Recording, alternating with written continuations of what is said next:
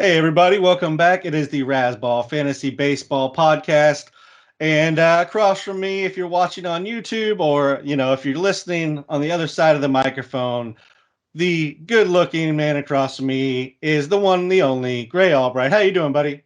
It sounds like you're looking in a mirror, beat on. I'm good. Hey, what's going on, general public? We were actually just talking about this strange coincidence, Gray. I don't know how many other podcast partners can say this, but we have a birthday that's one day apart.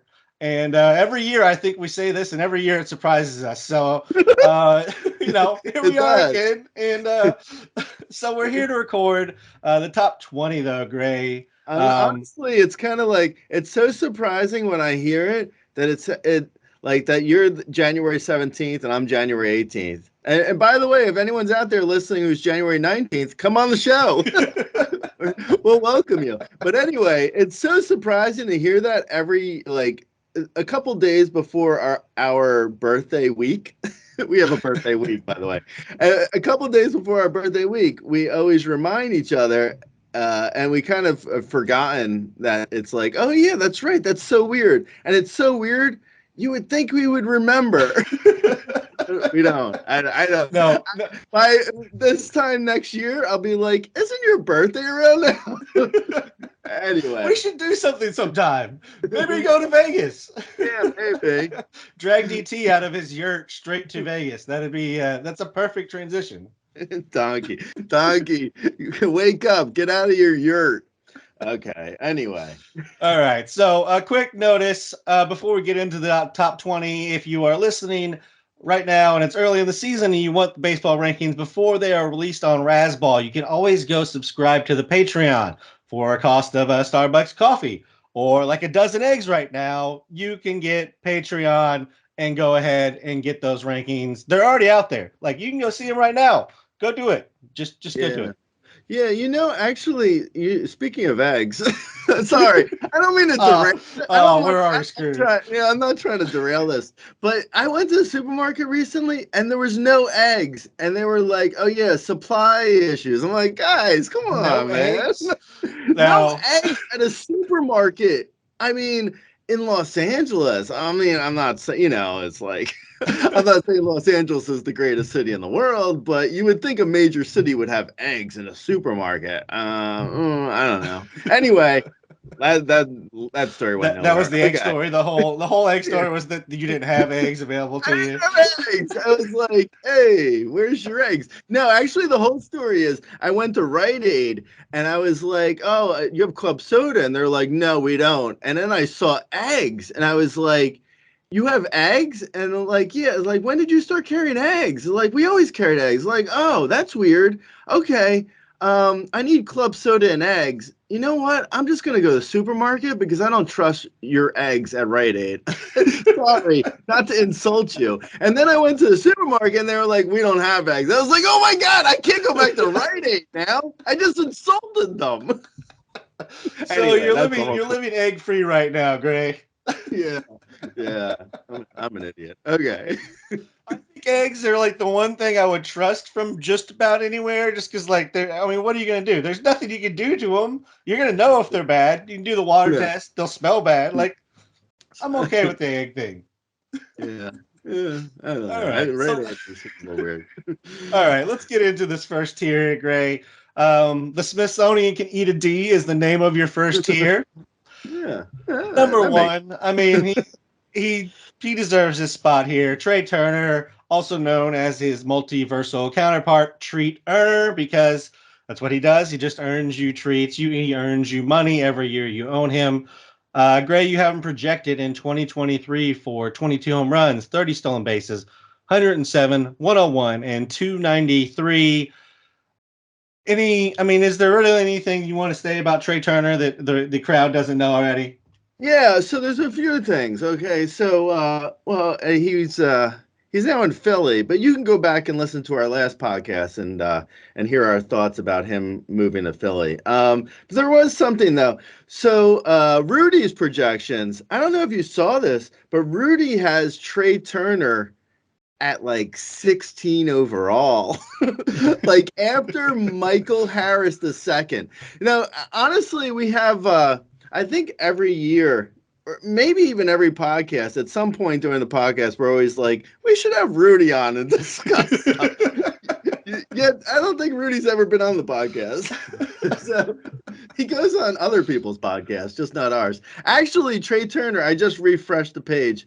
Trey Turner's at 17 overall.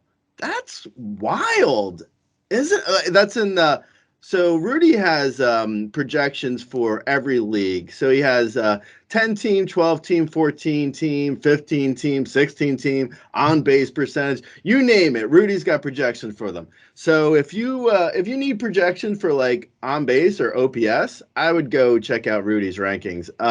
Anyway, though, yeah, that's wild. I mean, at 17 for Trey Turner, after guys like Michael Harris II, who I don't necessarily dislike, by the way, but I'm just saying, after a guy like Mookie Betts, who I have much later, who we'll get to, after Freddie Freeman, who I have much later, who we'll get to. It's just so crazy to me that like Rudy's projections have Trey Turner so low. And I was asking him, I was like, why? Why?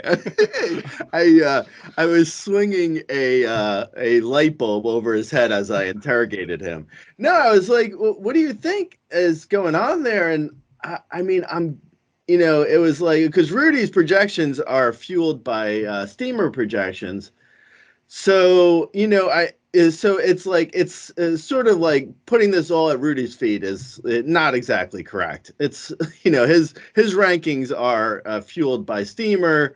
So if Steamer doesn't like a guy, then Rudy's rankings won't like him. And it's not like 17 overall is really low, but it's much lower than I think you're going to find Trey Turner anywhere else ranked. And also, ADP, I would think. I don't actually have ADP open in front of me, but I think he's like 1 or 2. He is Trey one Turner. right now. Yeah, he's 1. Okay, so it's like you're not getting Trey Turner at 17 overall. You're basically just writing him off as as a guy who is off your sheet. But yeah, so I said to Rudy, and I think it was what we ended up, where he came down on was like just the loss of steals. So Steamer has him projected for only 23 steals. That would be his lowest mark, throwing out 2020 because, obviously a goofy year, but throwing that out, he is nowhere near that slow. I don't know. Honestly, maybe it's just like the aging curve that they're assuming. When I say they, I mean Steamer, that they're assuming that, he's going to slow down this year because of an aging curve that is, worked into their projections. Yeah, I don't know. It was just interesting. Honestly, I don't have an answer. I just found it interesting that he was so low because everything else, and we'll talk about it as we go along with like Rudy's projections and rankings versus mine, but that's really the only one that kind of stands out. So, I don't know how much more we're going to talk about it. so I thought I'd mention it. Yeah, Bring it up. just Yeah. weird. Yeah. I mean, it's just crazy to me because Trey Turner, obviously Aaron Judge was number 1 last year because, he had like one of the best years of all time. But Trey Turner was top 5 last year. I don't have the numbers in front of me, but he's been top like 10 for like years now, like at the end of the year. So even if you were to think he comes down a little bit, he's still so productive and he's such a stalwart in like, getting certain stats, like 5 categories. It's hard to see how he wouldn't be at least a top 3 pick. Like if you're in a, if you're in a league and if you've lucked into the number 1 pick, say, and you take Trey Turner, and then the next draft you're in and you luck into the number 1 pick again, I can see you mixing it up because you don't want to take the same guy every draft. But still, Trey Turner's been really solid for many years now, and it's hard to see, like, other than a fluke injury, which you can't draft based on potential for fluke injury. So yeah, I'm in at number one for him. Anybody could ride their bicycle and get hurt, Gray. I mean, that could happen to anybody. I mean, to Not your just point, not just Tatis. Yeah. to your point though, I mean, he was fifth in sprint speed last year, 15th in hit pitch to first base, fourth in the 90-foot splits. Barrel rate, hard hit rate, all aligned with career norms. The only thing that was maybe slightly down was his average exit velocity. Like, I'm with you. I think this is a pretty easy call as a 1 to 3 pick. If you're sitting in there and he's sitting there available to you, like, just take him and be happy that he was there. I really don't have anything else to say other than if it's a daily league, I could see maybe Otani. That's probably the only other thing I can think of in regards to Trey Turner. Yeah. Yeah, and we'll talk about Otani when we get to him. All right, so moving on to ADP2 and also your number two. That's Jose Ramirez. You have him down for 33 home runs, 22 stolen bases, 88, 109, 269, which is a great season. I will say, and I'm obviously holding you to the draft we did at the end of the season where you had him number 7, and now he's going number 2 in your mind. So Gray, actually, I drafted Yeah. Bryce Harper in that draft, so we're just going to ignore that draft completely. But seriously, you're going to draft Jose Ramirez at 2, Gray? Have you changed that much? Yeah. He had a great offseason. He's really been working out really. I've watched some of his workouts on TikTok. They're really great. No, honestly, I think at the year end, the big question mark for him was like his second half splits. He was not great in the second half, but at the time that we did that top 25 for 2023 podcast last year in September, we didn't know that he was injured. He had a injured thumb. So that to me that explains the downturn in the second half and why he was going 7 back in September, and now I've moved him up to 2 because he had the surgery. He says he's going to be fine for the spring. I don't really have, I don't have any insider information on whether or not his thumb will be fine. I'm guessing it will, though. I don't see why it wouldn't. It's a potential, I guess, that if we get to like mid-March and he's, complaining about a sore thumb, that maybe if you have the second pick, you don't take him. I mean, that's a possibility, but for right now, I don't really see any issues with like the surgery. Supposedly was a success. He's supposedly going to be ready for spring training. So, with that off the table as my one big, worry with him from last year, he looks fine again. I mean, he looks like another like 5 category guy that the only thing, maybe I'm hoping for a little bit more speed. I was also, this is probably its own podcast, but I also, because of the limited pickoffs, I upped a little bit. I upped a little bit on the speed guys, and I've sort of like like what I'm thinking with the limited pickoffs, like real super quickly, is that the guys who would garner a throw could potentially see an uptick of a couple steals, like not a lot, maybe a steal or two. And then the guys who wouldn't garner a throw, like I don't know, say Anthony Rizzo or I don't know, Daniel Vogelbach even. Say like a guy a guy who wouldn't necessarily get a throw over. It's not going to matter if there are limited throwovers because he wouldn't get a throw over anyway. So it's not like it's going to up everyone's steals. It probably will only up the guys who already were stealing. So, and a little bit. I don't even think it's going to be that big of a deal, honestly. So, anyway, that was a little sidebar. But yeah, I have no worries for Jose Ramirez right now. Assuming the thumb is fine, I'm fine with him. Yeah, I mean, I guess the thumb is pretty much my concern. I mean, he did have surgery on it, which means there's got to be a recovery time. I mean, he's getting older, so does it recover like it would have a few years ago? I mean, these are concerns of mine. Just enough that I don't know that I have him as my second pick. I don't have any problem with it. I mean, he's obviously proven year over year that he's a talented player. He can give you the power speed combo.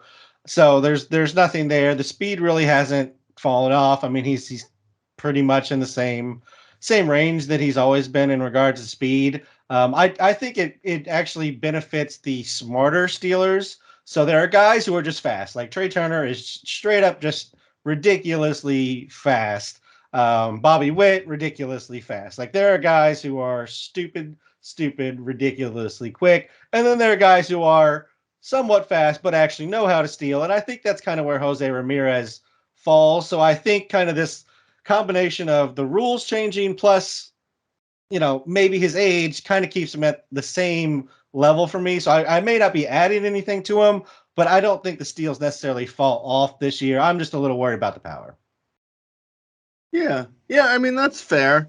Well, I think he, like Trey Turner and really like much of this first tier and really the top 20, more or less, their floors are so solid that I'm kind of like, if you're saying 27 homers from Jose Ramirez and I'm saying 33, I'm kind of like, I'll take 27. And, as long like these picks, as long as they're healthy, they shouldn't hurt you that much. Yeah.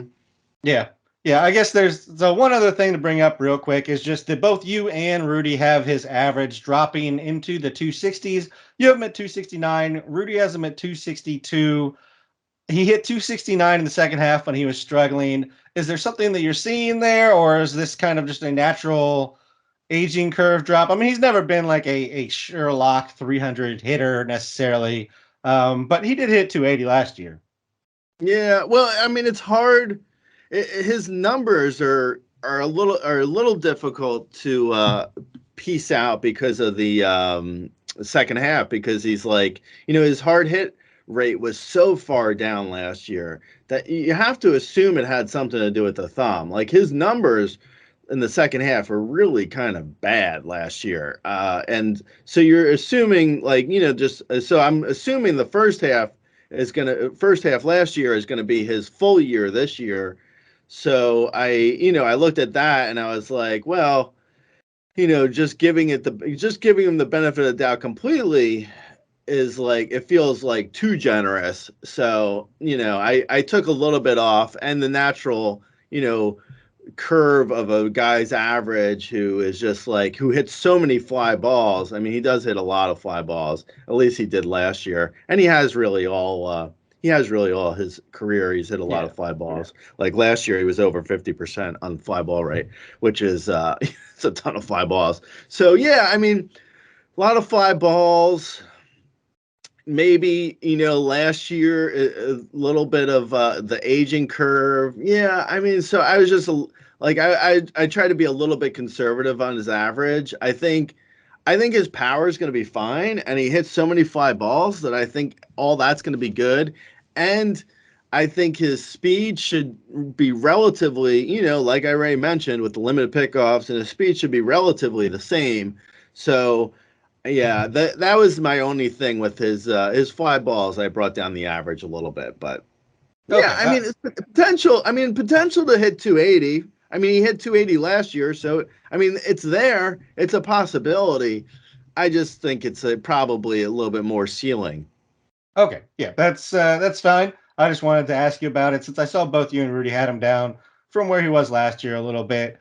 Moving on to number three, and this is a little bit format dependent, daily, weekly, but you have Gotani, our Rasball MVP, Shohei Otani.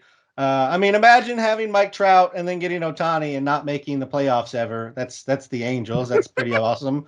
Last year, I mean, his historic season, 15-9.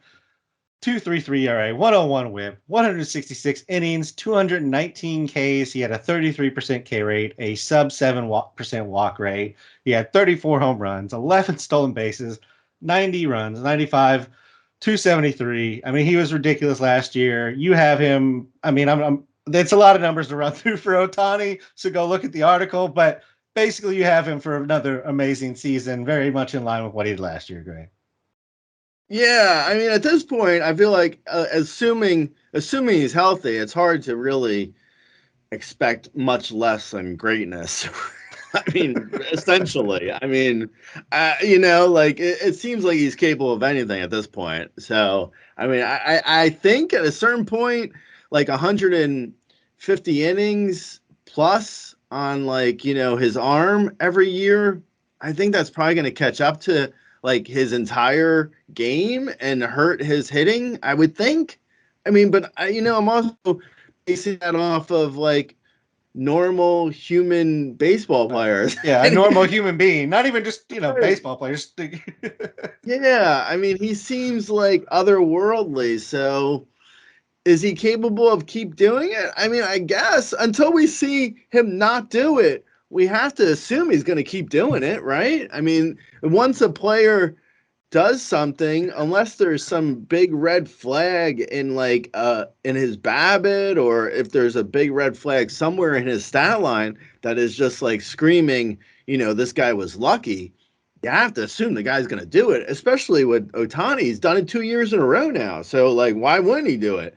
Um, but anyway, on him, specifically, I do, like you said, format dependent. I do think like if there's any leagues, like weekly leagues specifically, I would probably drop him like I don't know. I would say like probably like 13 to 15 overall. So drop him like 10 picks, I guess. Yeah, I mean, I would probably say like in the 13th overall range is probably where I would be looking at Otani. So, shave like 10 picks off of him because you're getting you're never getting the pitching essentially unless he has a 2 week starting, like he has 2 games started, a 2 start week, and you really need the pitching. I can't even imagine though. I mean, I can't imagine sitting him as a hitter just to get his pitching. And his pitching is great. Like, don't get me wrong, but still, 7 games as a hitter versus 2 starts. I mean, I don't know. That doesn't make any sense to me. So you have to assume in a weekly league you're never getting his pitching. So you're only drafting a hitter. This ranking for third overall is for a daily league where you can get like all his starts as a pitcher and also 85% of his hitting stats, because if you have to move him out of your lineup as a hitter and move him to pitching, then you're going to lose the hitting stats and gain the pitching stats. So as a daily league guy, he's 3 overall in my eyes. And if there's any leagues where you have his pitching and hitting both, you get all the stats. Like I think Fantrax was doing those leagues last year in some of their leagues. If you have any of those leagues, then he's like easily number 1 overall. I don't see how you could draft him anywhere but number 1, really. Yeah, if you can somehow combine both, that's pretty amazing, and you should take advantage of that. Although, I mean, in a daily league, you basically get that. I think throughout the year, I was doing Otani tracker, and you lost some RBIs. I think you lost like 2 home runs and maybe 1 stolen base. So at the end, you didn't lose that much on the hitting side when you started him in daily pitching. But it would be nice to have both at all times and not have to Also, worry about I it. think right. I think like I don't want to say every start because it definitely wasn't every start. So he started 28 times. So if you do like an average of like I don't know 3, then it's almost 90 at bats you're losing from Otani's line. So and it's never. There's some starts I think he stops hitting when he gets pulled from the game as the pitcher. Not all starts, obviously, but some maybe. So yeah, I mean it's not terrible. You're not losing it. Like I agree with you. You're not losing a ton on hitting, but you're gonna lose at least 85 plus at bats. Yeah. Um, yeah, I mean you are. I would say I think maybe you're dropping him a little bit lower than I would, but I think we're in the same range. I would probably have him 10 or 11 with just the bat, because we're still talking about a, 35 home run, 10 steal, maybe even more steal, player. So I'm fine even taking him a little bit earlier than maybe you are, but that's kind of here nor there. I will say it is nice if you get to that point at the end of the season where maybe you are kind of locked into hitting categories where you can flip it and start using him on the pitching side if that's what you're chasing. But in general, I'm with you. You're using him on the hitting side if you have Right. to choose. Yeah, no, complete. And also, just if anyone's interested, Rudy has Shohei Otani as a hitter only at 12 overall, and this is 12 team leagues, and as a pitcher only he has him at 31 overall. I would have him lower than that as a pitcher only, but that's irrelevant for our top 20 discussion. Yeah, I mean, you get 200 Ks out of a sub 3 guy. I mean, it'd be hard for me to drop him too much lower. I don't know. It just depends, and I think only Yahoo and maybe one other place is doing the separate Right. Otani thing. Yeah. So that's honestly, if you're doing pitcher only Otani, you might have to get your brain checked. I don't know what you're doing. I don't know what's going on, man. You let him hit, bro. Let him hit. Okay. Anyway, let's move on. Yeah, moving on to number 4, Julio Rodriguez. Last year as a rookie, he went 28-25 with 84 runs, 75 RBIs, hitting 284, 345, 509. You have him down for 32 home runs, 33 stolen bases, 104 runs, 81 RBIs, and a 281 average. Rudy has him pretty much in the same ballpark with maybe some less steals, but pretty much in agreement that Julio Rodriguez is going to be awesome. He was 21st in average exit velocity, 14th in hard hit, 24th in barrel rate. He was 16th in sprint speed, 31st in 90-foot splits. Maybe the only concern that I have is that he only stole 4 bases on 6 attempts in the second half versus 21 in the first half. Any worries about the sophomore slump? No. Also, it's kind of, I don't know. I mean, it goes without saying, I guess. But I'm going to say it anyway. It's just so interesting how much recency bias is like involved in rankings. Like Julio Rodriguez, everyone, and I ranked him 4th. So obviously I believe Rudy has him 6th overall. So obviously Rudy's rankings trust him, but it's just so interesting how like the recency bias with like rankings. It's like, oh yeah, like Julio Rodriguez is now a top 5 guy. Like, okay. All right, moving along. I mean, I agree. I mean, I totally agree, and I think it's hard to find much flaw in his game. It's like he is like probably the closest we have to a solid like 30-30 bet, which is it's hard to find. He's great. I love him. It's just so interesting. It's probably even like the Aaron Judge, who we have ranked next, who we're about to get to. I mean, he might even be a better example of the recency bias, where he was like ranked 25 overall last year, and now he's going in the top 5. Yeah, why don't you Go ahead. Okay, yeah, we'll just go on there and judge at number 5. Yankees fans, as you mentioned, you're probably yelling at their podcast right now because he did come off of just a historic season, but that was last year, Gray. I don't give a shit what happened last year. We're on to next year. We're on to this year. What's he going to do for me this year, Gray? Well, you have him down for 41 home runs, 10 stolen bases, 109, 102, and a 283 average. He led exit velocity, hard hit, barrel rate, WRC plus, and WOBA, along with any number of things. I mean, there's the Goldilocks balls that we talked about last show. So if you want to hear us talk about that, you can go to last show. I mean, Aaron Judge go? That's all I got. Yeah, no, I mean, I guess I was, I anticipate us talking about Aaron Judge because I have my rankings directly in front of my face. But I mean, it goes back to the recency bias. It's like all of a sudden Aaron Judge on Rudy's rankings are number 1 overall. I'm at 5.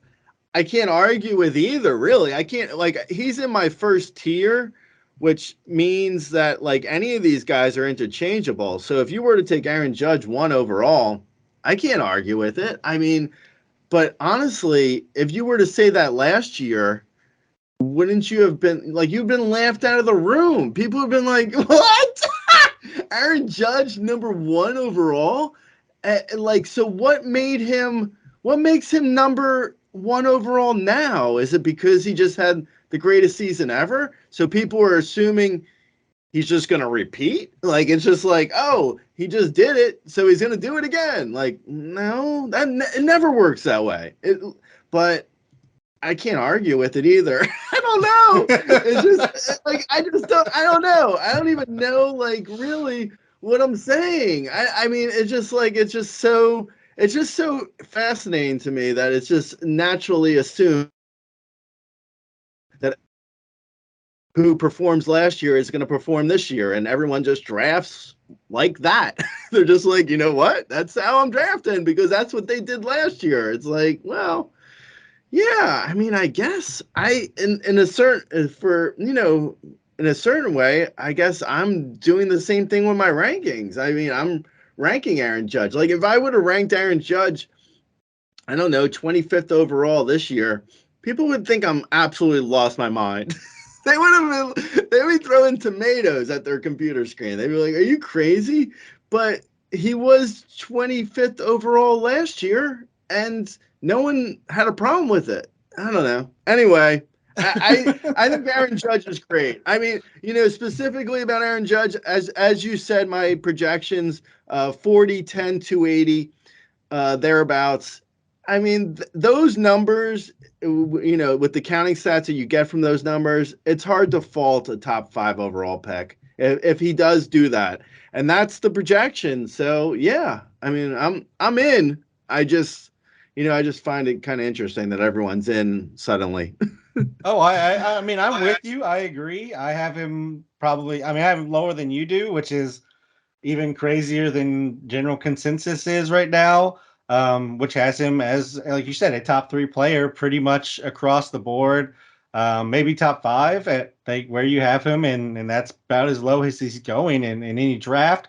I'm probably not taking him at 5, and I guess my thought process is this is the first time he's ever stolen more than 10 bases. So you and Rudy both have him down for 10. I think that is.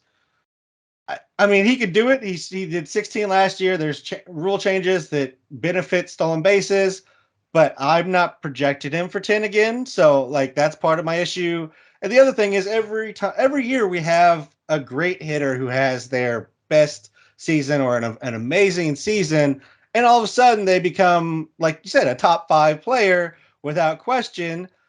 But the problem is, like, when it's more hitting than like the combination of power speed, like we get with a Trey Turner, like we get with a Jose Ramirez, healthy Acuna, healthy Tatis, those kind of guys. When it's more power and counting numbers, like those can change so drastically year to year. And then a guy who was #1 overall 2022 all of a sudden becomes the 30th player, and it's because the average drops below 280, or he doesn't drive in 130 on both sides. Like all these things can drastically drop a player's value that's really more power average, and I don't expect, again, massive amount of speed from him. So like he can be Yeah. Vlad, he can be the next guy that we're going to talk about, Yordan Alvarez, Pete Alonso. Like there's a number of guys you can put up a 50, 60 home run season with a great average and a ton of counting numbers that could all be the #1 power bat of the season. Mm-hmm. Yeah, agreed. So like I said, next up is #6, Yordan Alvarez, Captain Wukabano. Yordan, last year he hit 37 home runs. He had a stolen base, 95, 97. He had 306, 406, 613. Gray, you have him down for 43 home runs, 1 stolen base, 93, 112, and 304. I just mentioned how Aaron Judge led exit velocity, hard hit, barrel, WRC plus, WOBA. Well, Jordan was second in all of them. So we have the 1 and 2 best hitters basically in the game from last year at 5 and 6. Really no issue here other than what I just said, where it's just like if you're not taking speed, you're kind of counting all this counting stats to come. Yeah, no, completely. I think Jordan actually is right now being way undervalued. I think he's where is he being? He's drafted? He's being number drafted 11, 12, somewhere in that range. 11, 12. Okay, yeah. So at like the turn for 12-team leagues. Yeah, I think that's low. I don't honestly. Jordan Alvarez to me is like pound for pound the best hitter in baseball with Aaron Judge. Like that's like it's them. It's those two guys, and then everyone else. Maybe Vlad Jr. number 3. Like like I'm saying just pure hitter. Like just like a guy who is gonna hit like hard line drives and like a really solid like Jordan Alvarez. I think I mentioned this in the rankings that he's like I think a better bet for a 300 average than even Aaron Judge. Mhm. Like Jordan Alvarez, and I think he's probably a better bet for more homers too.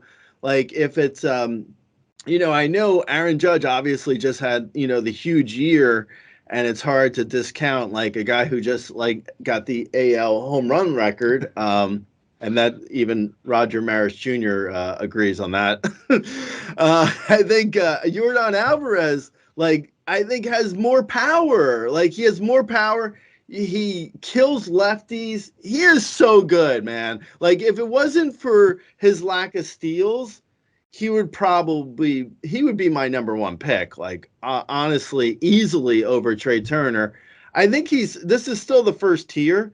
So I'm still a big fan, and I could see taking Jordan Alvarez even over Aaron Judge in some leagues, but yeah, I mean I have them ranked the way I would probably draft them, even though they're all in one tier. I still think, I'd probably go Aaron Judge over Jordan unless I was like, like I said earlier about like wanting to mix it up. I just drafted Aaron Judge in one league, so maybe I would want to take a Jordan, but yeah, I mean Jordan's right there. I think he is like honestly. I think like we're gonna see like a 2021 when Vlad Jr. was the number one hitter on the player rater. We're gonna see a year like that from Jordan at some point where he's gonna hit like 50 plus homers, a 320 average, 130 RBIs, 110 runs. Like there's gonna be a year we get from Jordan where it's gonna be like, oh, he's the best hitter in baseball. Yeah, absolutely. I mean, he's a phenomenal hitter. I would say Judge over him because you are going to get. Well, I said I don't think he's getting 10. I think you're getting a handful of stolen bases, five, 7, 8, 9, somewhere in that range of stolen bases for Aaron Judge. You're getting maybe one from Jordan, and that's maybe if they just let him take the base. So that's really my only difference between them. That's it. I will say I have both of those guys lower than you do because I really do try and target these power speed combo guys, whereas you're kind of going with I mean, if they hit 45, 50 home runs and have 300 average, they're going to carry you on a lot of stats on those sides. Yeah, exactly. And then you just draft Jake McCarthy later. What? Oh, robot. All right, so Oh. moving on to your second tier, your first break, and I actually have our first two guys up, in the first tier and above a couple of the guys we've talked about. And for what it's worth, so does Rudy. Rudy has these next guys 7 and 8 at 3 and 4 on his current 12-team dollar values. Kyle Tucker comes in at 7. He went 30-25 with 71 runs, 170 RBIs. He had 257, 330, 478. You have him down for 31 home runs, 20 stolen bases, 91, 105, 272. I mean, he doesn't have like the gaudy StatCast numbers that we just talked about with Judge and Jordan. He just kind of does everything well. That's what you're getting with Kyle Yeah. Tucker. Yeah, no, completely. I think I mentioned the rankings that he's Mr. He's Mr. Head to head. Like he is literally like every week just like 0.75 homers, 0.75 steals, like whatever his stats, prorate out to, he does that every week. Like somehow he gets like 1.3 runs per week or something. I don't know the exact. Maybe it's more like 3.2 runs per week. Whatever it is, whatever it goes out to. It's really kind of remarkable. I mean, he is so steady, like every week. But yeah, I mean, he doesn't have like super gaudy stats. Honestly, if he were to have a year like, not bad, I don't think he's going to have a bad year. Like last year he was 12th overall on the player rater. I think he is so steady that he moved up to 7 for me overall for like drafting. But if he ends the season at like between 12 and 15 because his numbers are good but not great in any category, just really solid, then he's probably going to be like a 12 to 15 overall guy at the end of the year, which I'm fine with. I'm fine drafting, Kyle Tucker 7th and only getting like, the 15th best stats. But I don't see him, like I mentioned with Captain Wu Cubano, Yordan Alvarez. I don't see Tucker getting a number one type year, having a player rater, like a number one on the player rater type year. I mean, it could happen, I guess, anything could happen, but it's not, it's not really necessarily like at like, I wouldn't put it at like, good odds. Yeah, I mean, I think it's actually a very small adjustment that gets him to again, I think you're right. And like, he may not have number one, like you almost have to have at this point a borderline historic season based on the last few that we've had, last few players to finish at 1. Like, you got to put up an amazing season to be there. But I think the adjustment that gets him into like the top 3, top 5 is simply he moves up in the batting order. Like, Correa's gone. Brantley's going to get hurt. So, like, he's not going to stay at the top of the order. So, if he gets moved up to 2, all of a sudden the counting numbers come up. If he's 110 across the board with 30-25, and he hits 275, 280 instead of 257, I think that's a top 3, top 5 guy. Yeah, no, definitely. Yeah, I mean, that's a big part of like his drawback because like even with the addition of Jose Abreu, like if we were to believe roster resource having Kyle Tucker at 6 overall, I don't know if that is accurate. I think like you said, I think Michael Brantley and him could switch. I think Kyle Tucker could hit second. Or maybe, it's hard because they do have a good righty lefty on and off, a switcheroos going on. I don't, I'm talking nonsense, but you know what I'm saying. They go righty lefty Yes. well in their lineup. Yes, they do. So yeah, they're balanced. That's the word I'm looking for. So yeah, I mean, Kyle Tucker could also stay at 6, even if he only gets like 300 or 200 at bats at 6 overall. I mean, not overall, at 6 in the lineup. That's gonna drop him at least 5 to 7 spots in a player rater if he's only getting the 6 in the lineups, 6 hole counting stats, 6 hole counting stats.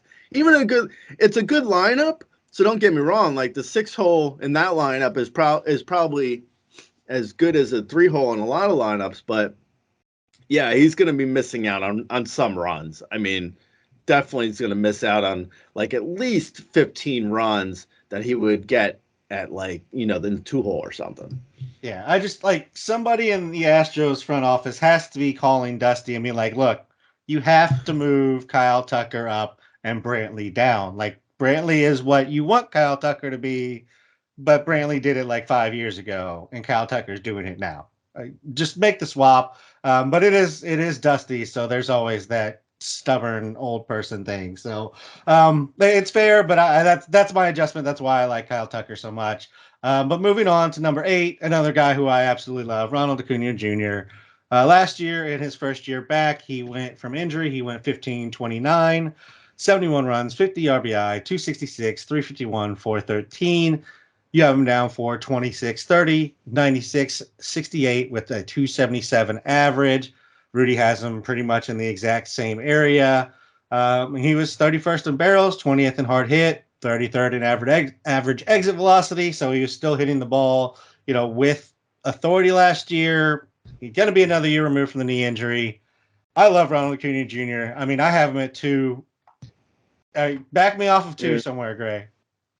I think it just really comes down to the knee and the fact that, like, at last year at a certain point, he was saying his knee felt like a wet newspaper.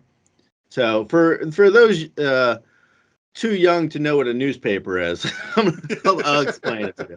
No, I mean, honestly, I mean, there's nothing like totally to dislike. It's just like the fear of that knee injury that he had. That is just like I just can't move him up. I think I'm out on Acuna this year. Obviously, I guess because he's going at 3 overall in ADP.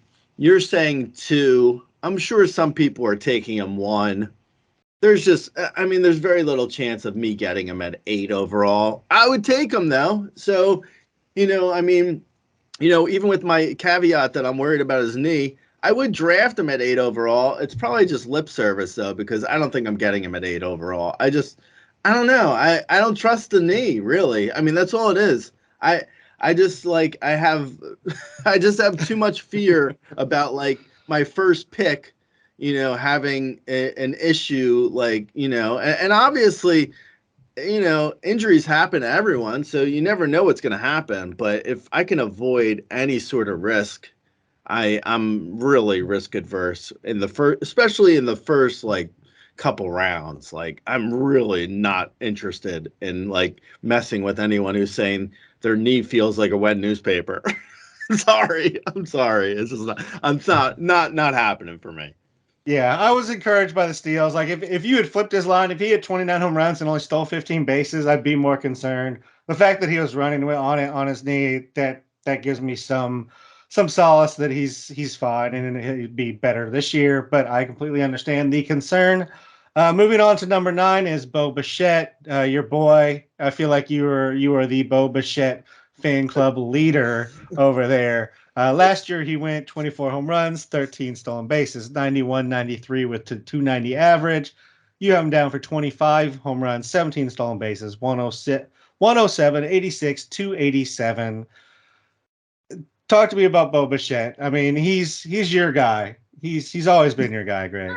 It's honestly, it's to me, it's kind of funny that he's my guy because like Kyle Tucker last year, he was 12th overall on the player rater at the end of the year, and Bo Bichette was 17th overall. I mean, $2 of value separated the two. Like I'm somehow become the Bo Bichette guy. Like, and the year before, Bo Bichette tied his teammate Vlad Jr. as the number 1 guy on the player rater.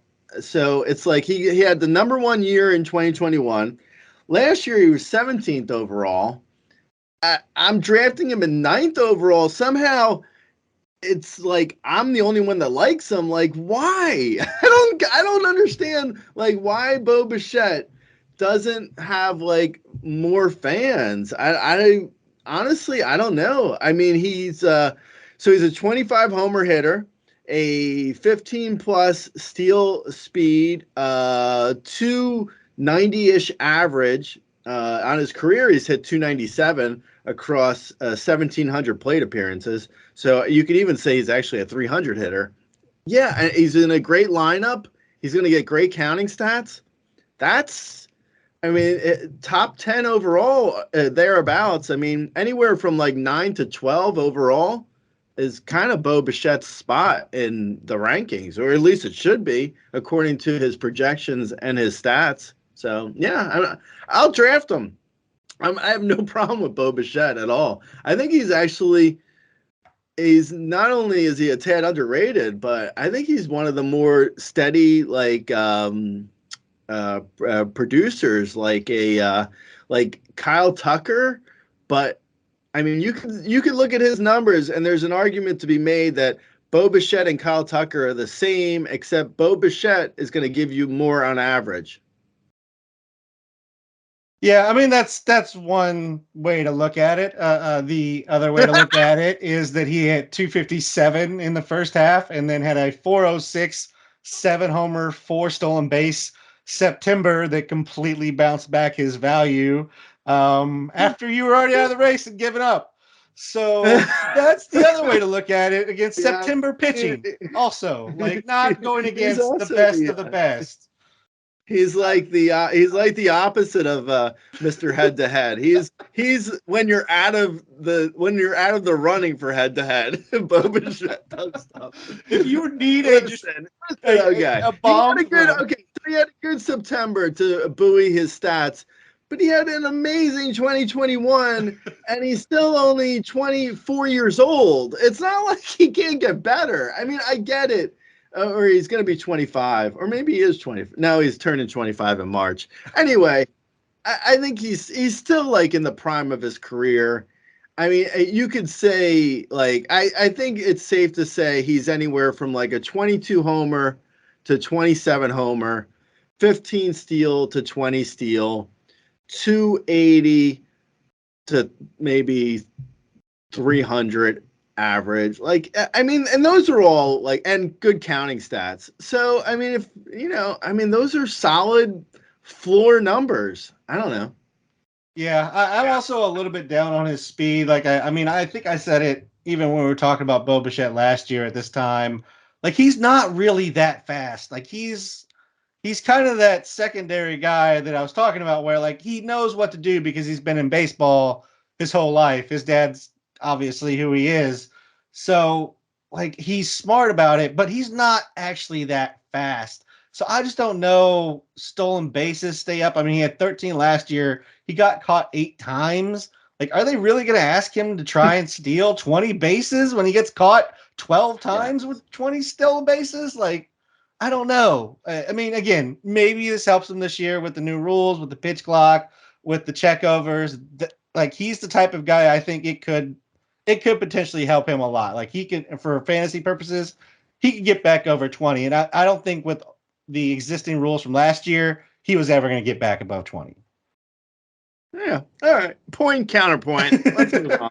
All right. Moving on. Another guy who fell in our draft that happened right after the 22 season, Mookie Betts. And I think the reason that I'm always like up and down on him is because he's up and down, but like when he's supposed to be elite, he disappoints us.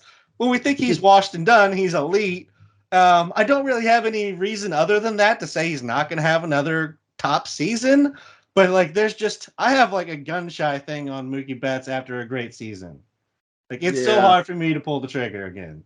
Yeah, no, I don't necessarily disagree. Yeah, no, I hear you. It's hard to look at like his numbers and be like, because he just hit 35 homers. It's hard to look at that and be like, oh yeah, he's going to totally repeat that. So it's like, well, and then the year before he hit 23, so it's like, oh, I mean, that's a huge difference.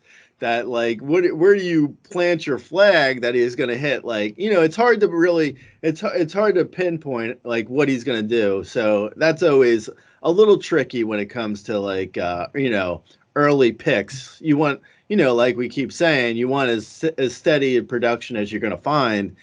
And when you have someone who's going to go and hit like 23 homers one year and 35 the next, and hit like it looks like he's become a 265 hitter. I mean, that at least has sort of like plateaued, which, it's not necessarily plateaued in a great place, but it does seem like he's now a 265 hitter. So at least you have that. And then, his steals, I do think his steals were a little low last year, but I mean, that's just sort of, it's kind of going on my gut more than anything. Like, Steamer, what does Steamer have him for? Like 15 steals? I have him for 16.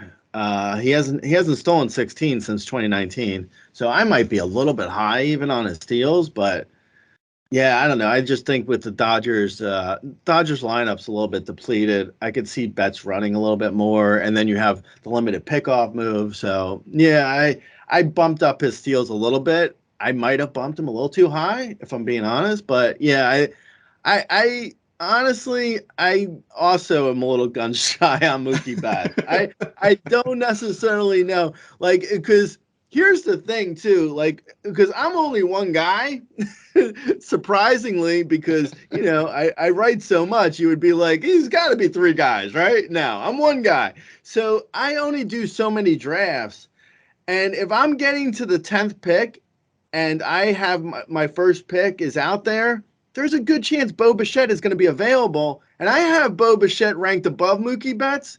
So it's like, how many drafts am I taking where I'm possibly getting Mookie Betts? I'm probably never drafting him, if I'm being honest. Like, because it's just unlikely that Bo Bichette would be taken before me. So if I have the 10th pick, I'm just taking Bo Bichette at 10. Yeah, yeah. I mean, I completely get it. And like you mentioned, I mean, Bo Bichette's dropping to 14, 15. Mookie Betts is going right around 10. Like that's where he's going. So you're just not, if you're being put into that situation, we know you're going Bo Bichette more often than not. And honestly, when you're taking these early picks, it's not even just about like getting stats from these guys. It's also about knowing kind of what stats you're getting so you can build a plan for the rest of your draft. Whereas if you're looking at Mookie Betts, you're like, I don't know if he's going to hit 16 or 35 home runs. Like, do you go with more power or do you need to fill in, where are you filling in your gaps? So it makes it harder to kind of identify your game plan moving forward as well. Right. Yep. Agreed.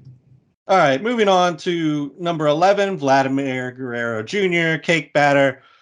Last year, he had 32 home runs, 8 stolen bases, 90, 97 with a 274 average. You have him down for 33, 8, 96, 107 with a 283 average. So pretty much in line with what he did last year. Rudy's actually got him for 40 home runs, 6 stolen bases, and a 293 average. So Rudy loves Vlad. He's back in. I'm guessing he's going to have a lot of Mr. Batter. 10th in exit velocity, 16th in hard hit. I mean, he's a great hitter, Gray. This falls back to what I was saying earlier, though. Rudy's going to have a lot to explain when we never have him on the podcast. When he goes on somebody else's podcast. Yes. They ask why they think Brandon on someone else's podcast. I'll Gray and B-Don hate you, Rudy. Why do they hate you? You traitor. Yeah, I mean, you know what? That is actually, I was shocked. Vlad was another one where I was kind of shocked that, like in Rudy's rankings, he has Vlad number 2 right after Aaron Judge. He has Judge, Vlad, and Acuna. Yeah, it's just so wild that he's got Vlad so high and hitting 40 homers. I mean, I guess it's possible. Obviously, he hit 48 homers in 2021, so it's possible. I think 2021 was fueled a bit by the minor league parks, and I don't know if his launch angle last year was 4.3. 4.3 launch angle ain't getting you to 40 homers. I don't care how hard you hit the ball. Yeah, he needs to up his fly ball rate. Vlad Jr., that is, not Rudy, if that wasn't clear. I like him, though. I mean, like I said before when I was naming the best hitters in baseball, it's like Aaron Judge, Jordan, Vlad Jr., Juan Soto. I mean, there's like certain guys who are just great hitters. They're not necessarily great for fantasy, but they're great hitters. And Vlad's one of them. I mean, I think Vlad's a great hitter. I just don't know, not great for speed. I don't think he's going to have 40 homers like Steamer's projecting. So, yeah, I like him, though. Yeah, I mean, I don't have any issue with, Vlad at all here. Or, I mean, like I said, he could be better than Jordan. He could be better than Judge.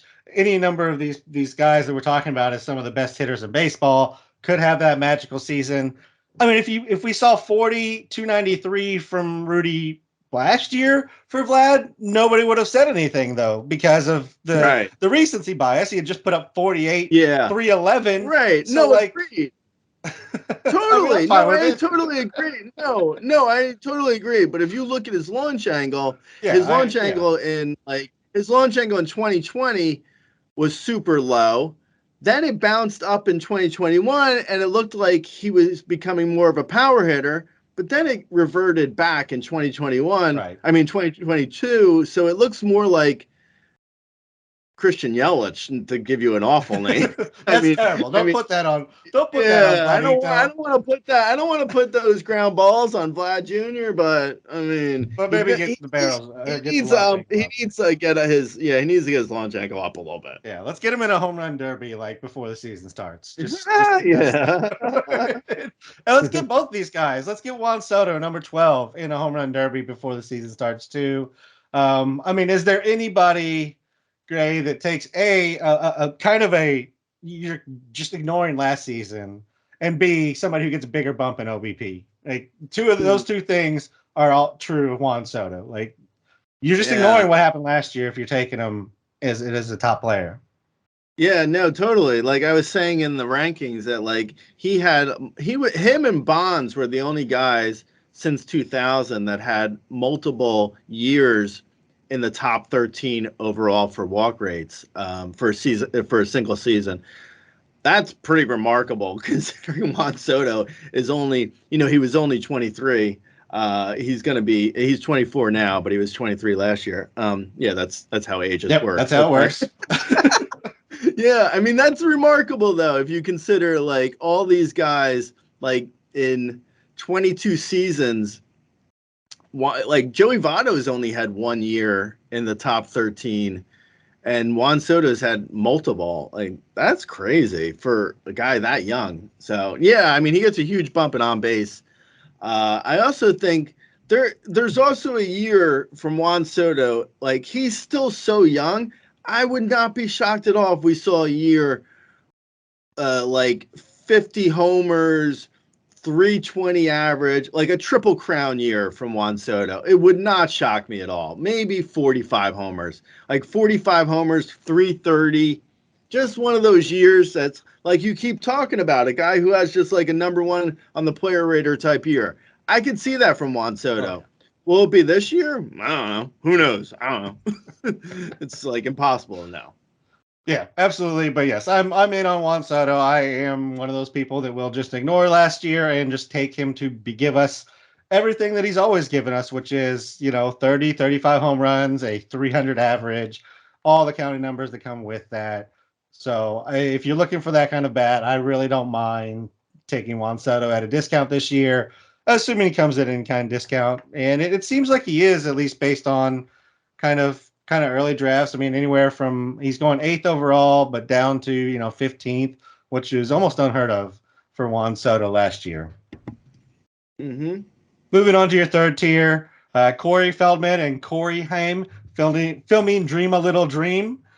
Starting at the top is Manny Machado, who went 32.9, 100, 102, 298 last year. You have him down for pretty much the same thing, except you're giving him a drop in average. You and Rudy both have him down for kind of a high 260s average versus the 298 from last year. I mean, Machado, from what is pretty consistent as things go and what you're going to get from him, right?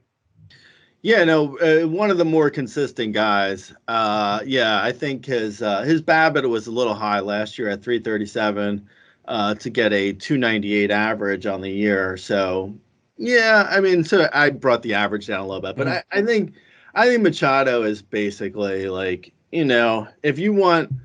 I mean, where he's going in drafts, it depends on how deep the league is, obviously. But in a 12-team league, I mean, you're in your second pick at this point. Like you're like if you're taking, Vlad and Machado, well, you might be a little bit low on steals. but if you're taking Vlad with your first pick and Machado with your second, I mean, it's hard to argue too much with like getting your two corners like locked up. So yeah, I mean, I like Machado. I think he's probably, not necessarily like I don't see the big upside necessarily. But I think he's probably like floor wise, maybe, a hair lower than like Vlad, going back to Vlad. Like he's essentially like 30 homers, 7 to 10 steals, 270-ish average, which is like, Vlad minus like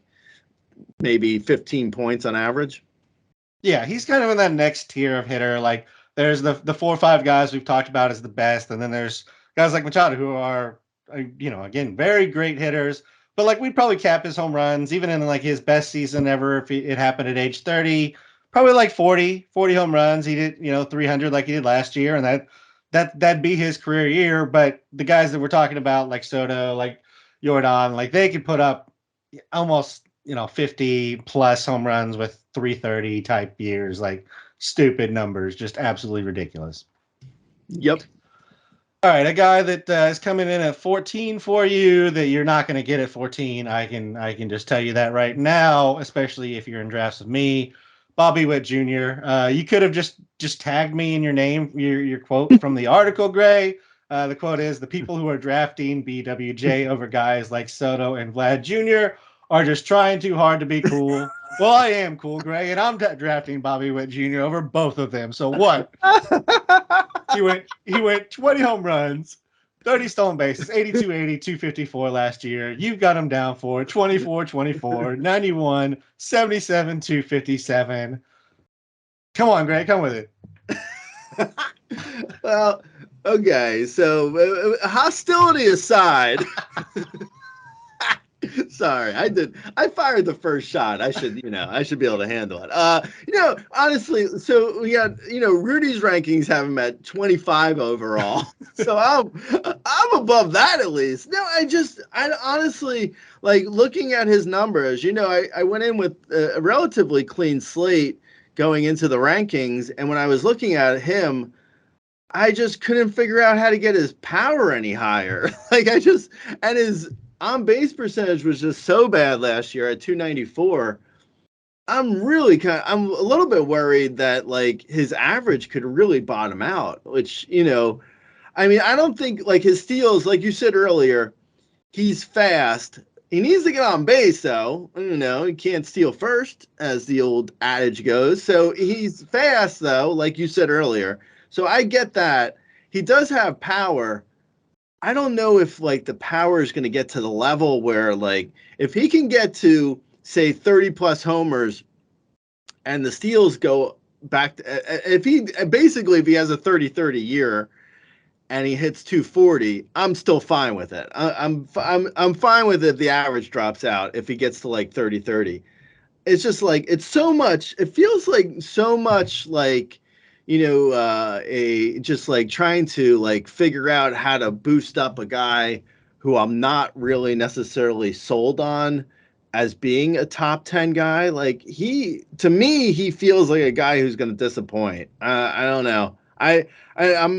I'm reluctant to say that about a guy who's so young and has so much upside, but he just feels like someone who's just like a lot of the stuff, like his walks, and obviously walks don't matter with, unless you're in an on-base percentage league, but it just concerns me when he's a guy who has to hit to get on base.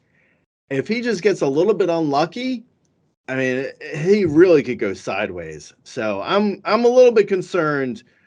And it's honestly, I still have him at 14 overall, so it's not like I'm saying, like, he's at 25 overall, like like Rudy's rankings. Like, I'm still relatively high on him, even though I have a lot of concern. But I have way too much concern for, like, he's going at what, 7 overall on ADP? He's going so much higher than this. Like, there's no way I'm drafting Bobby Witt Jr. this year. No, you're not, because I will. I mean, you basically get, like, the reverse of Bo Bichette's number, so you get more speed, less power. Way less average. But you get dual eligibility. I mean, that's assuming he gets another 400 September in. Sure, absolutely. But he was hitting 257.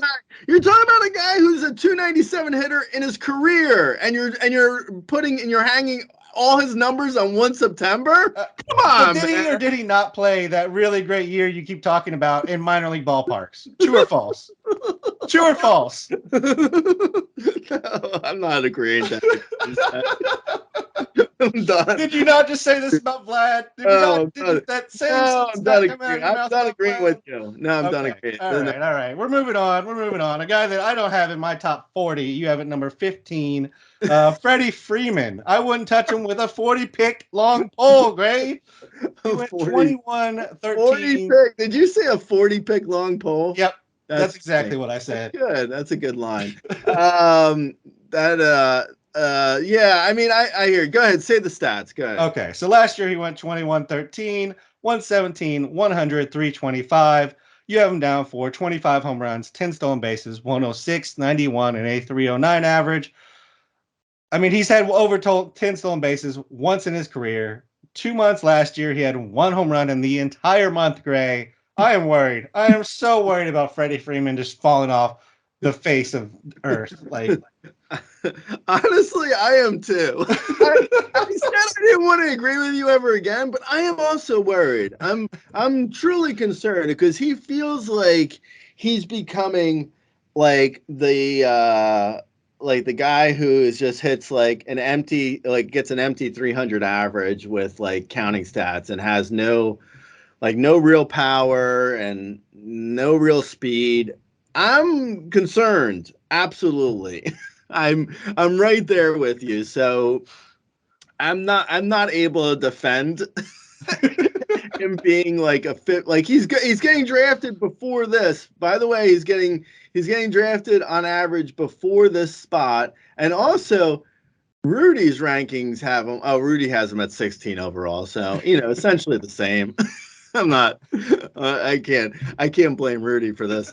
Yeah, I don't know, man. I'm with you. I'm concerned. I think Dodger Stadium's a great park for homers. So hopefully last year was a bit of a blip with his power coming down, but it is a little bit worrisome when you see his launch angle and it being like essentially the same. Like he's like a 13.6 launch angle should not produce a 21 homer season unless the guy is losing power, which it kind of seems like. So yeah, I'm pretty concerned too, if I'm being honest.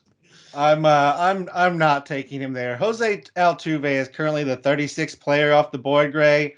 Like I 100% expect Jose Altuve to have better numbers than Freddie Freeman. Like across the board, other than maybe runs and RBI, maybe just RBI even. Yeah, Because Altuve is usually a runs leader. I mean, I know. Again, in fairness to Freddie Freeman, he was third on the player rater last year. With 13 stolen bases. Yeah, I know, but he did do it. I mean, He he did. was third. He was third right after Aaron Judge and Paul Goldschmidt. Paul Goldschmidt, who we haven't ranked yet. We haven't talked about either. We haven't talked about. But yes, Freeman was, I don't know. I mean, he's got a long track record. You have to assume, even if things go sideways with his power and speed, that sounds awful. But even if his power and speed are not even as low as his power was last year, even if he doesn't reach the huge peak of 21 homers, you have to assume he's going to get 100 runs, like 90 plus RBIs, hit around 310. Like he's a great hitter. So unless things get really bad, the floor isn't awful. I will say I am also worried about the average because when the power starts to drop, the average can be next. Like if he's a 275 hitter, Gray, like 275, 21, even with 90, is not that good. It's not a top 15 player. It's not even a top 25 player. Don, I said I didn't want to agree with you anymore. Okay, so all right, we'll move on. I want to move on. All right, we're gonna move this one along a little bit because we are getting a little bit long here. This whole tier is kind of similar. We're talking about corner infielder guys, a little bit more power in some, a little bit more average in others. But at 16, Pete Alonso, 17, Austin Riley, and 18, Rafael Devers. Let's talk about these three because I think it kind of just depends on what you're looking at. I agree with the order. I've now joined you on the Riley over Devers. I think I was the other way at the end of 22. But I think the power from Riley is just enough to kind of take me over the edge there. Right. Yeah. No. So I think honestly with the ADP looking at that, I think there's a good case to be made that Riley's underrated. Like he's going at 23 overall. Pete Alonso's going at 20 overall. I think there's a good chance I have Riley in a lot of leagues. Like he looks to me like basically Pete Alonso minus like I don't know 3 homers. Like Pete Alonso is if that, right, exactly. Like Pete Alonso is a solid bet for 40 homers. Riley's a solid bet for 37 homers. That's basically like one hot week of a difference in power. I think Riley is a better bet for average. So Riley versus Alonso kind of is like I feel like it's a toss up. Like that's why they're in the same tier for me. Like they're essentially the same. I think there's no real speed from either of them, but yeah, I mean draft something else for speed. I don't know what to tell you. And then Rafael Devers, I think, is a third, like a strong third, but still a third there because like his last year his power was down. But assuming the Red Sox aren't completely crackers and crazy that they're like, they just gave him a long deal. So they must know his health is fine. Last year it was more about an injury versus like a real like nothing was wrong with his peripherals. It was just like he had an injury. He didn't have a great second half. But that I think you can pretty much just like discount all his second half like we did with Jose Ramirez earlier. So I'm fine with Rafael Devers. But again, as I was saying earlier, when it comes to like, drafting, I was saying it in regards to Mookie Betts, but it's like if Pete Alonso and Riley are above Devers for me, and Devers is above Riley in ADP, it's going to be hard for me to draft Devers, if we're being totally honest. But I would if he were there. Yeah, I'm in agreement with you, and I've always liked Alonso. I do think he's a guy that I don't necessarily think there's like the 330, 50 home run season, but I think there's potentially like a 285, 60 home run season in there because we know how hard he hits the ball. Riley, I mean, he hits the ball just as hard. So there's really both of them could put up 50 plus home run seasons. Um, both are actually trending completely in the right direction. Like they both just keep getting better and better season to season. So it Yeah, would not no, be surprising to me if they're the top hitter, like power hitter at the end of the year. yeah, no, I agree. I totally agree. I think oh man, I said I wouldn't agree with you anymore. Oh, you're Oh doing it yeah, again. yeah. But I think with Riley though, also like people were assuming that like Matt Olson was coming in to replace Freddie Freeman, but Riley has actually become Freddie Freeman. Like if you're looking for like Freddie Freeman, it's really Riley now. Like 35 plus homers, 275 plus average. Like he's solid. Like Yeah, he's a great player. I mean, they did a great job locking him up, as they do with a lot of guys. It's just been amazing. Number 19, you're not going to get him here, but we'll talk about him. Corbin Burns. Basically, you're just saying he's your number one pitcher, right, Greg? yeah, he's my number one pitcher. And then when we talk about pitchers in our pitcher podcasts or our multiple pitcher podcasts, when we have to talk about 100 of them, yeah, I mean we'll talk more about pitching, but yeah, I'm not drafting a pitcher in the top 20. This is never happening. Yeah, this is just a lie. This is just to get Yeah, him in here, Greg. yeah, this is just to rank them. Really, I mean it's irrelevant. I would never draft a pitcher in the top 20 overall, and honestly, it seems to me that a lot of people are starting to pay attention. I don't know. Maybe it just happens that this is the way fantasy baseball is going right now with like the dead ball, and I don't know. I'm not sure exactly why, but it seems like more people are moving towards like not drafting a pitcher in the top 20 because like I don't know how many it was last year, but I want to say like 4 pitchers in the top 20.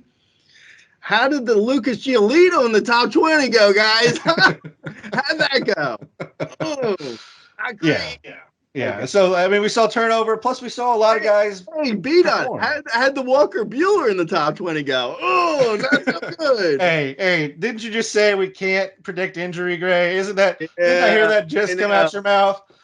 We kind of Yeah, knew how'd that Walker. Julio Urias go, though? That went pretty well. We kind of knew Walker Bueller wasn't going to be great last year, though. I mean, we Did did. We we? knew it. We knew it Did based on we? All right, stats. we're moving on. We're moving on. Last guy here, and then we'll get out of here. It's been a long podcast. Yeah.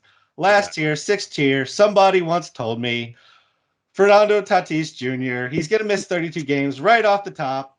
I mean, he went 42, 25, 99, 97, 282, and 130 games in 2021. So, I mean, he's going to play almost that many games, Greg.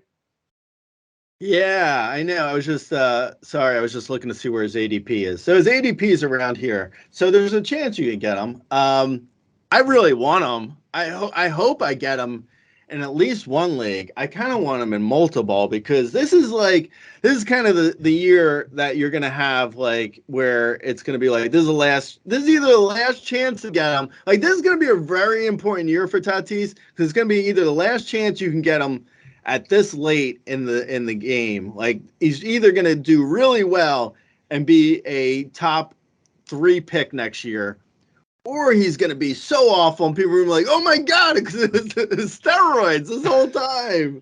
Oh my god, like, and looking back at his dad's career, people may not remember this, but his dad was really good for 1 year. His Really, dad had really stupid good for 1 year. he was like really incredibly good for 1 year, and then he fell off. So I mean, I don't want to put that Don't on you put that Tatis on me, Jr. Ricky Bobby. Yeah, I don't want to put it on Ricky Bobby right now, but I mean, it's really like if Tatis is bad this year, there's gonna be some real people who are like totally out on him. Like this is gonna be a really important year for his career.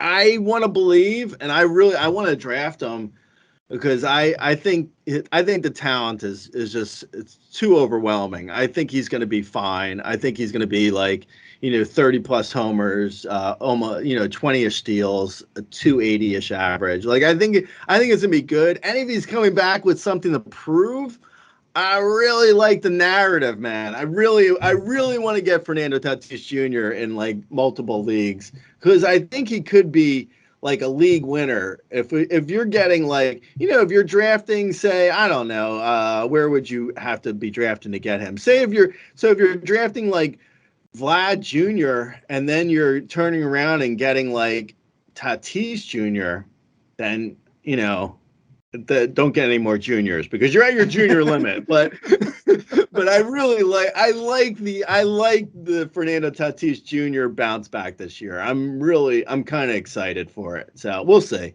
Yeah, I'm really excited for it too. I think he's if we have to predict which side he ends up on, I'm gonna say like you're never gonna get him outside the top five if we just have to place our money somewhere. But even if it goes bad, like I think at worst he's like what you think of when you think of like Javi Baez before last year, like gonna get gonna hit home runs because he hits the ball hard. He's gonna steal some bases because he's Yeah. smart enough on the field. That's Like, actually a good comp. Like a worst case scenario, you're getting 25-15. yeah, exactly, which is Yeah. perfectly fine. I mean, you're hoping for more, but like, I feel like that's the bottom, barring another injury. Like, he's gonna play. He's gonna hit the ball hard. He's gonna run. Like, all that's gonna happen. He may swing and miss a little bit more. There may be an adjustment period, so there may be some decline there. But like, Baez type season isn't the worst thing to take there. All right. Yeah, no, agreed. All right, Gray. So I think that wraps us up on the top 20. I know we went a little long here, but a lot of these positional podcasts do just because we're trying to get it all in. Don't want to bring you back for like four guys. So we have to talk about it at the very end. As always, if there's specific questions or anything, you can come and find us on Twitter. I am at RazBeaton. Gray is, of course, the owner of the at Razball account. Go subscribe to Patreon. There's anything that you're spending $10 on a month, you can go spend it on Patreon, get all the rankings, get all the projections out front early, get the draft room. The war room itself is worth your money. Believe me, I use it in every single draft. Follow us on youtube.com/razzballfantasy. I will be releasing these shows out there before they get released on the pod, just as I did last year. So you'll get a little bit of your information earlier than the people just waiting on audio as well. Until next time, Gray, talk to you later. All right, late.